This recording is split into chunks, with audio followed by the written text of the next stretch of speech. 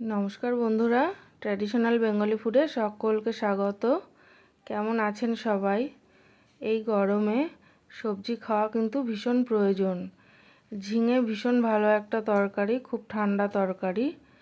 আমি আজকে চিংড়ি মাছ দিয়ে ঝিঙে রান্না করব। চলুন রেসিপিটা শুরু করি।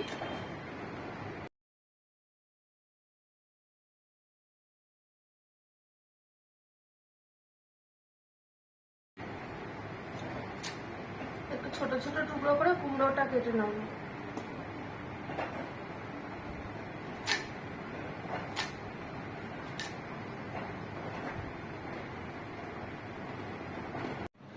এখানে 3 টেবিল চামচ পোস্তা নিয়েছি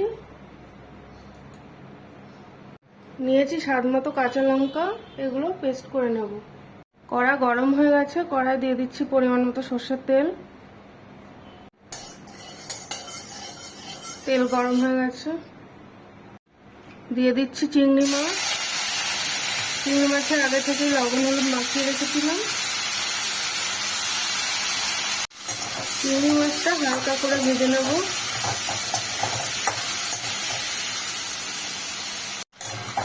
চিংড়ি মাছ ভাজা হয়ে গেছে, এবার তুলে নেব।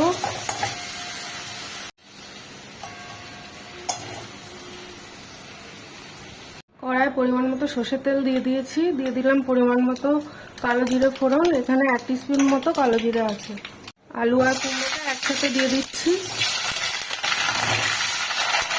দিয়ে দিচ্ছি পরিমাণ মতো লবণ, দিয়ে দিচ্ছি হলুদের গুঁড়ো। একটু নাড়াচাড়া করে নিচ্ছি। আলু আর কুমড়ো হালকা ভেজে নিয়েছি।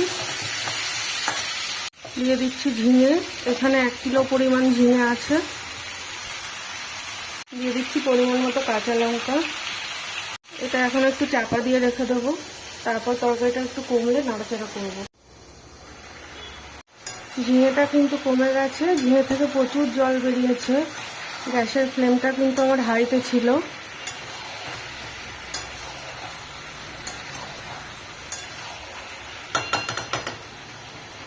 দিয়ে দিচ্ছি পোস্ত বাটা, পোস্ত আর কাঁচা লঙ্কা বাটা।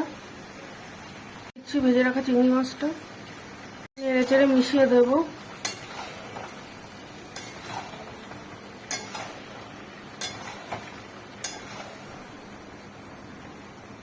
গ্যাসের ফ্লেমটা হাইতে রেখে আবারও 10 মিনিটের জন্য একটু ফুটিয়ে নেব। নেড়ে চেড়ে দেবো মাঝখানে। এখন আর ঢাকা দেবো না, কারণ প্রচুর জল রয়েছে। আলুটা প্রায় সেদ্ধ হয়ে গেছে। 1 চামচ মতো চিনি দিয়ে দিচ্ছি। সবজি রান্না হয়ে গেছে। তোমরা কে কে আমার মতো করে এইভাবে চিংড়ি মাছ দিয়ে সবজি রান্না করো আমাকে কমেন্ট করে জানিও কিন্তু। আজ এইটুকু থাক, পরে আবার দেখা হবে অন্য কোনো ভিডিওর সাথে।